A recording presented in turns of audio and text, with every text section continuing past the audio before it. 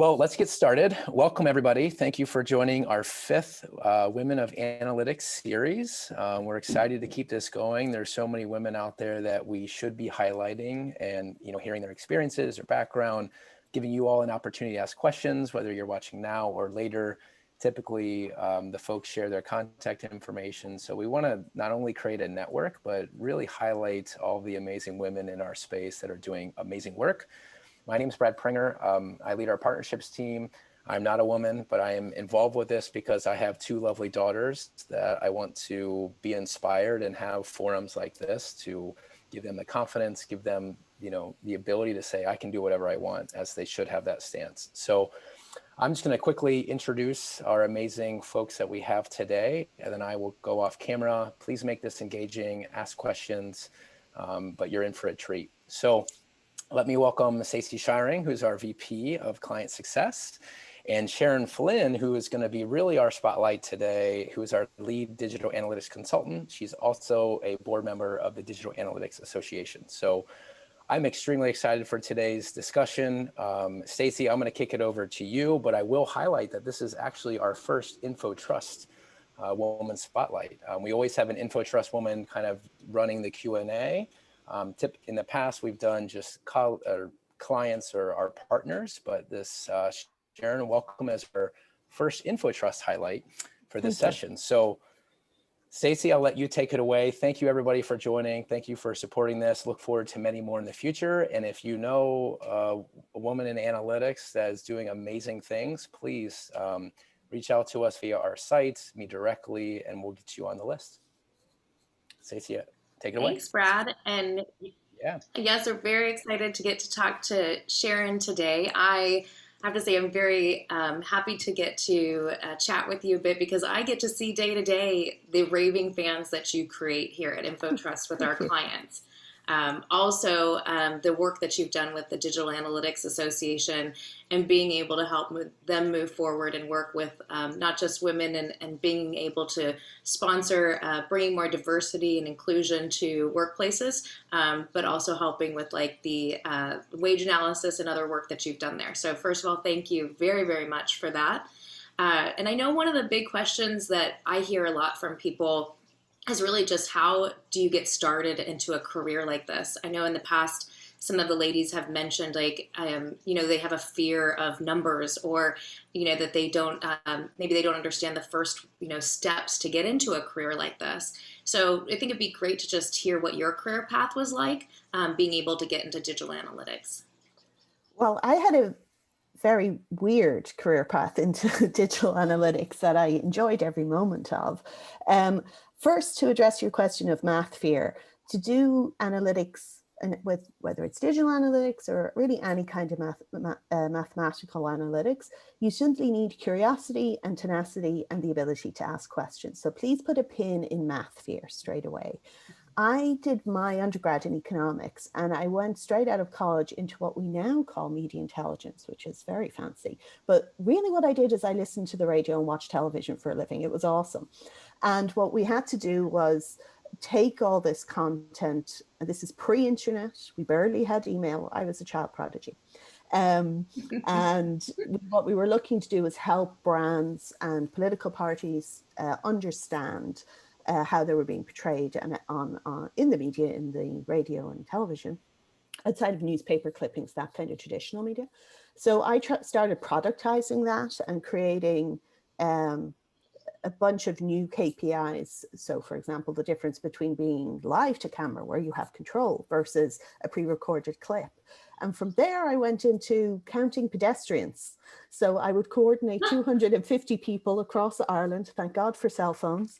And they would literally stand on the corners of retail channels and in malls, and we would count how many pedestrians went by using clickers, and then we would bring that data together and turn that into a story to help our retailers understand it. Wow. So yeah, so those were two very unusual data sets I was working at.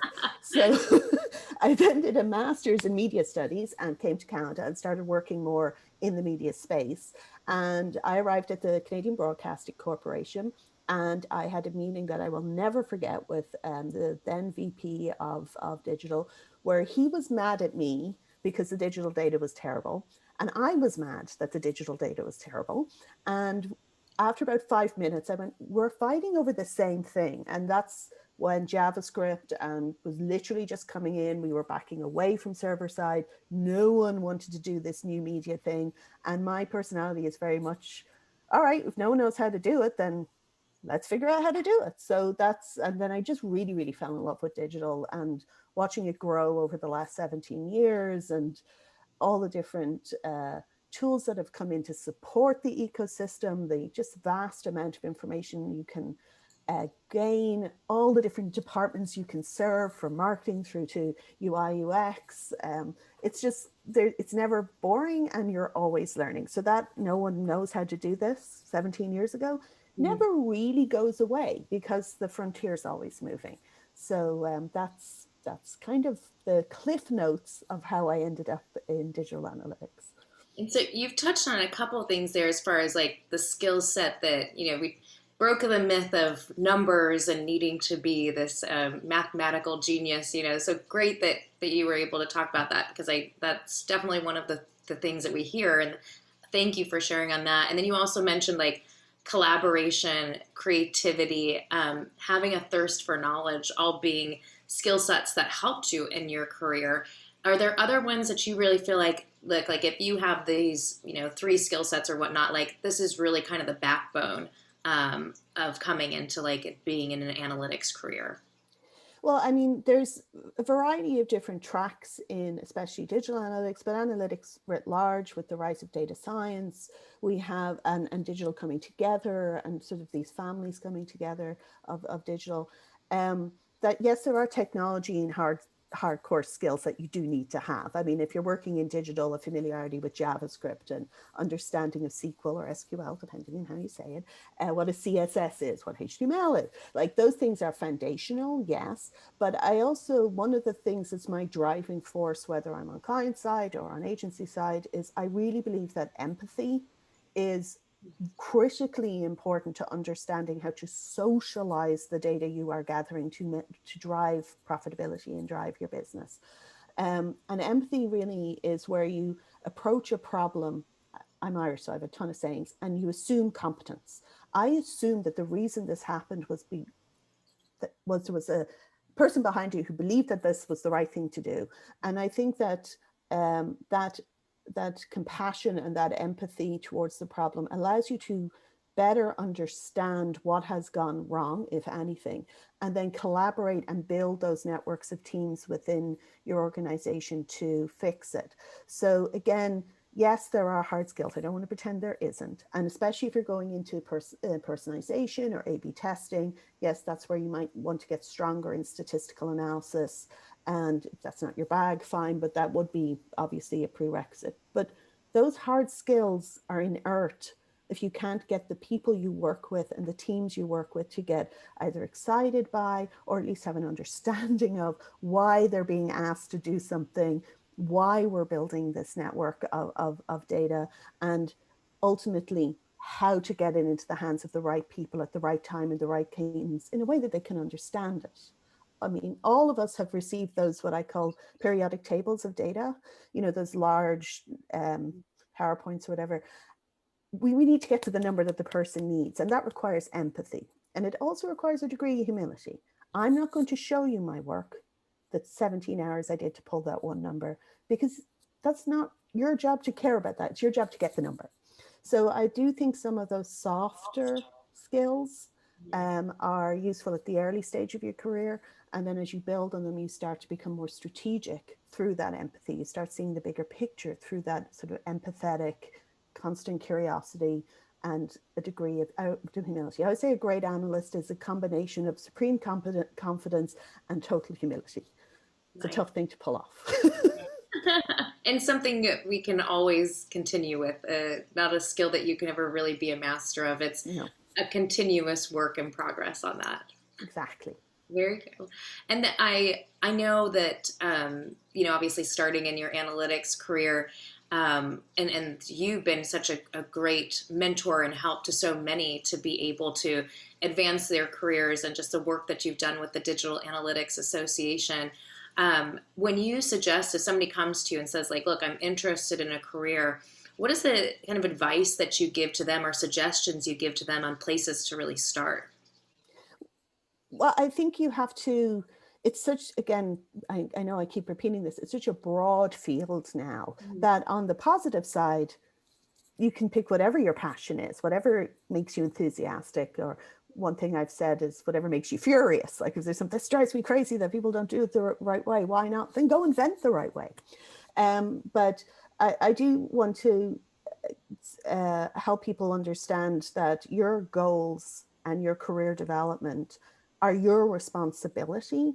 There's no limo that drives up and says, oh my God, you finished the 50th Coursera course, come forth. You know, that's not how it works.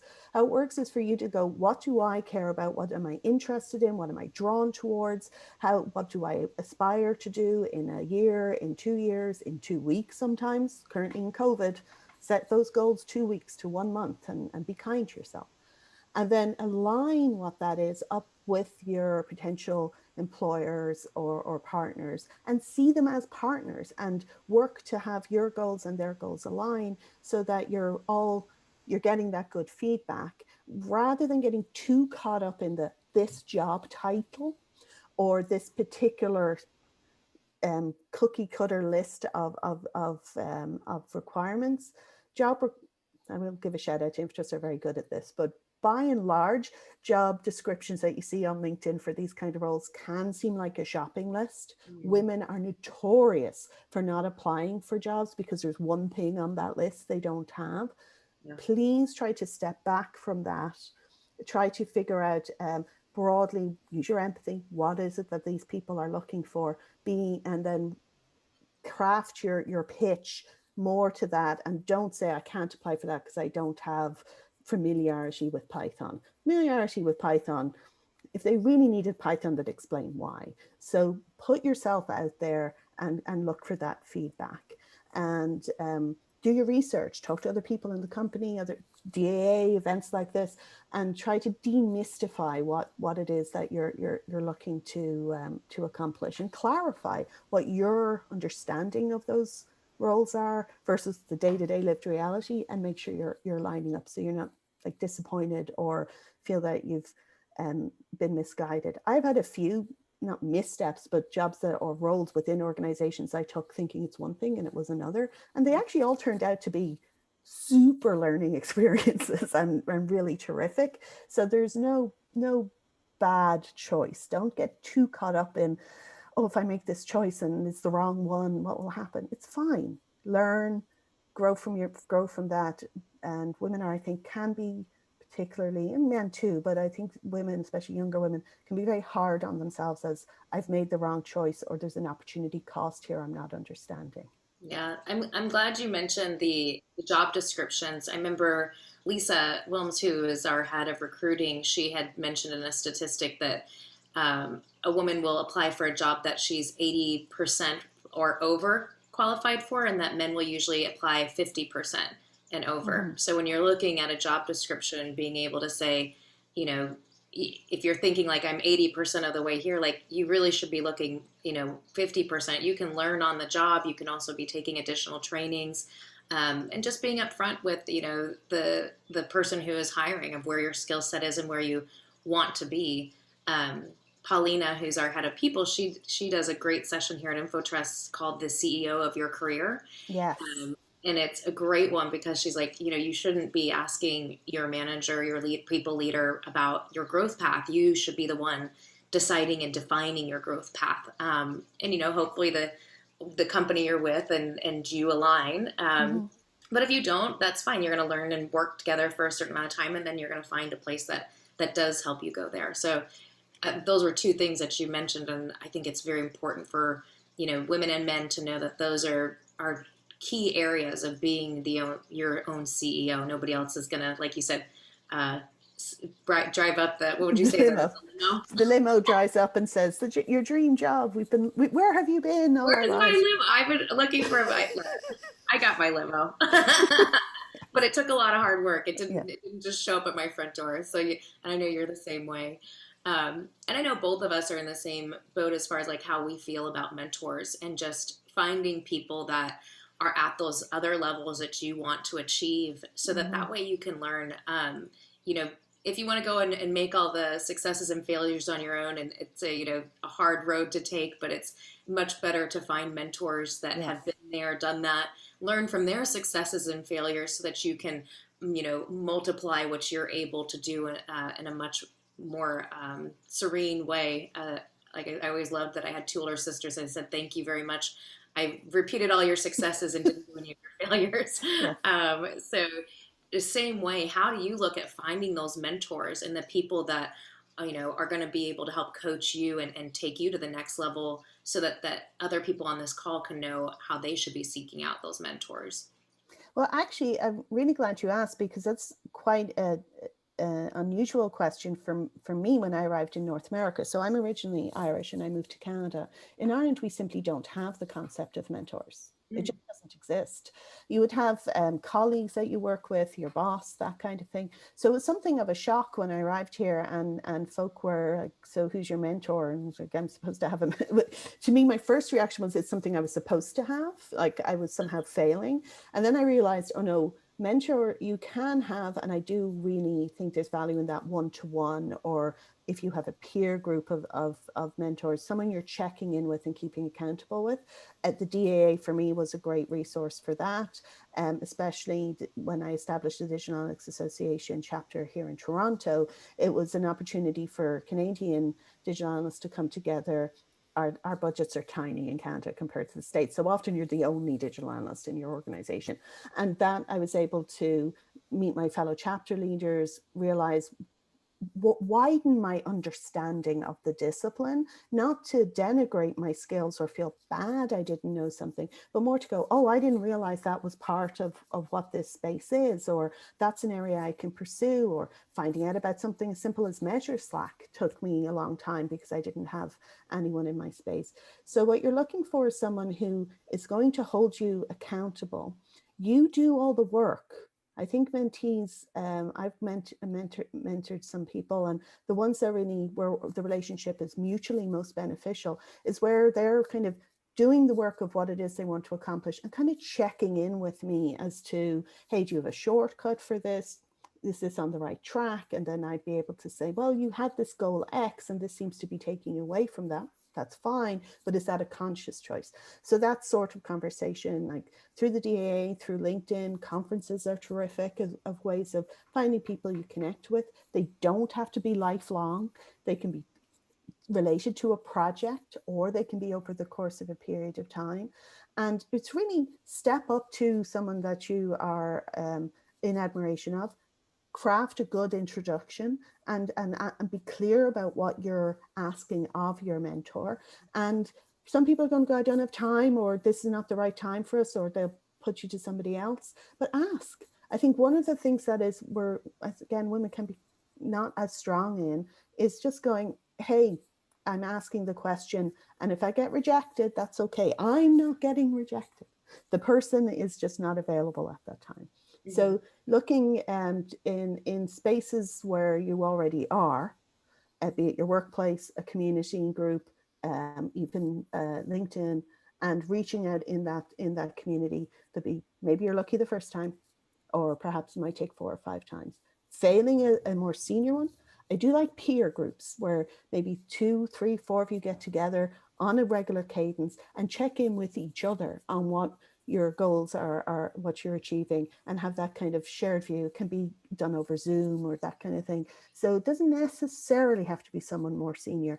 If you're starting on the mentorship journey and you're not really sure how to start, a peer group can be a way to get comfortable with that kind of feedback.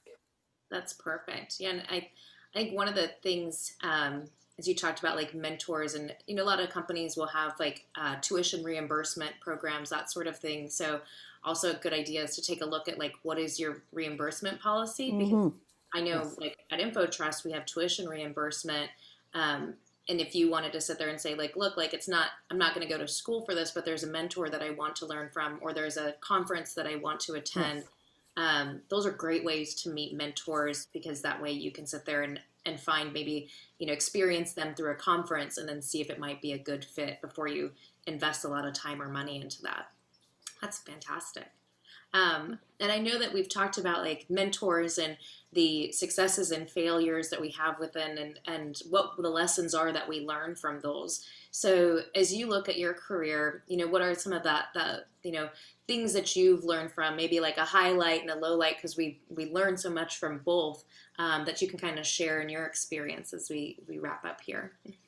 Well, I burnt out twice in my career, which is something I'm not proud of, but what I have learned from both times was it wasn't them, it was me, or at least it was partly me, or at least 50% me. So what I've tried to get better at is setting, the people who know me, I get very clear on my boundaries, and when my personal boundaries get breached, I will put up my hand. I'm not good at it, at advocating for myself as I should. I am working on it, but it's that kind of thing of what can I accomplish in this, typical 8-hour day? When am I legitimately, in InfoTrust, we have a really nice concept of leaning in, and when am I actually just overworking? When am I trying, what's happening with my time management?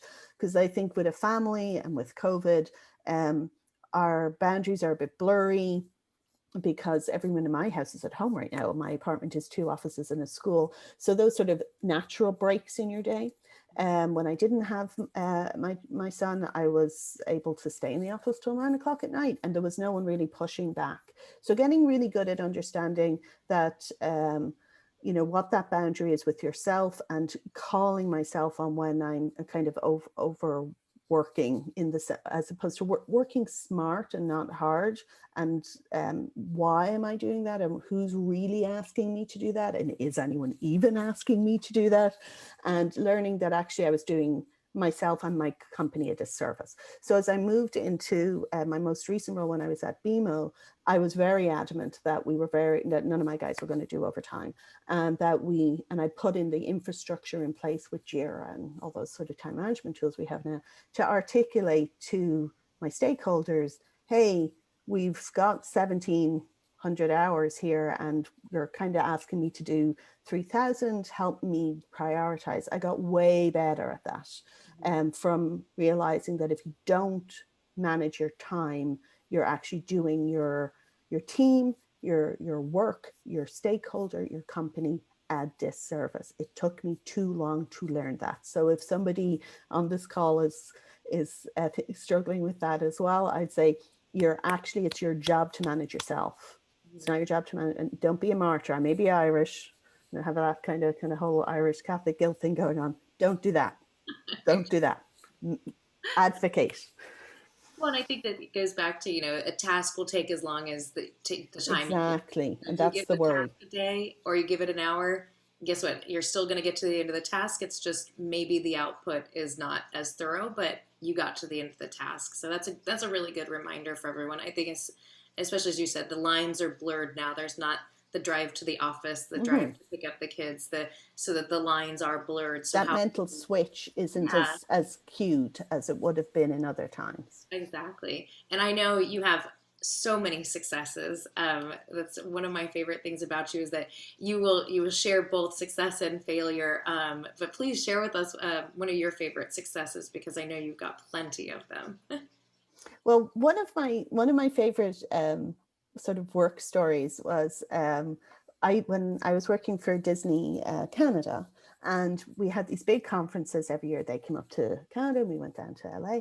And so we were down in LA, and we were at the conference with all the head honchos, and it was laid out kind of like a wedding, like all those little round tables. It was all very informal, very, very friendly. And I was at one table, and right next to me was the head of the studio. Great guy, a little intimidating, as you'd expect. And one of their researchers, so the research department for us was me, and they obviously had way more people. And I had studied like crazy for this for this meeting. I was going to make sure I was defending my team and defending their decisions with good data. And one of their research people made a comment about how perhaps we had missed, they had a question about how a show was being handled. Well, I had it down pat. I was able to explain what the way you ought to see it. In fact, this perspective is more accurate, and really just, I felt nailed it. And the guy, the studio guy's right next to me, and I had a Tic Tacs, and I turned to him at the end of my bit and I said, would you like a Tic Tac? And he gave me this up and down look like, I don't mind if I do, which I felt like, right, I nailed it. Like, this guy was like, okay, maybe she knows what she's talking about. And I loved, it was just a really nice sort of, it was very scary. I had an awful lot of eyes on me. I was sort of challenging a very experienced person, but I did it with data, and I had my facts, and it all worked out in the end. And I love those kind of moments where all the hard work and the worry and the prep pay off, and you're like, yeah, maybe I'm not entirely incompetent, that sort of feeling. So it was nice. And I have a number of those, but that's the one that I always think of whenever I have one of those darker days where you're like, what am I doing? I'm like, oh, you did pull that off, so you'll pull this off too. I have to say, from all of the raving fan comments that I get from your clients and from the team members around you, you do your due diligence, the confidence in the data, and the way that you're able to help clients be able to activate it is something that we are all very proud and honored to get to work with you every day. So thank you, Sharon. Well, thank you so much for having me. It's been a real honor, a real privilege. Well, and we hope that everybody enjoyed this Women in Analytics. If you have questions for Sharon, please submit those over to us. We'd be happy to get them answered for you. We want to thank everybody for joining us today and setting this up, and we'll hand it over to Brad to finish this up.